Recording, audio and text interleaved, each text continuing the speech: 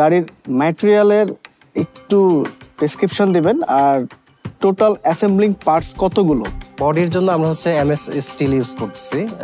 But MS still কিন্তু গাড়ির জন্য ফিজিবল না। আচ্ছা, এটা হচ্ছে কার্বন কম্পোজিশনটা, এটা হচ্ছে যে মানে একটু রিজিড, মানে পাতলা বাট হচ্ছে রিজিড।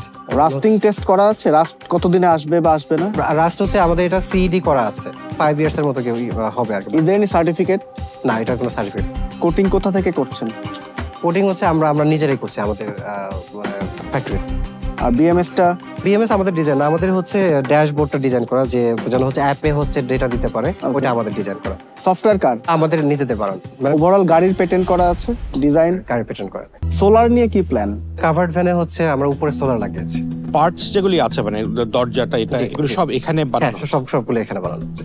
রোল বার, তারপরে এগুলি আছে সাইড প্যাক। সাইড বারে হচ্ছে আমরা এখানে মানে রিইনফোর্স বিম দিয়েছি যেন টি ক্র্যাশের জন্য হচ্ছে। আর সবচেয়ে বড় কথা কি যে আমরা ইচ্ছা করে স্পিড কম দিয়েছি, এটা টপ স্পিড হচ্ছে 50 কিলোমিটার।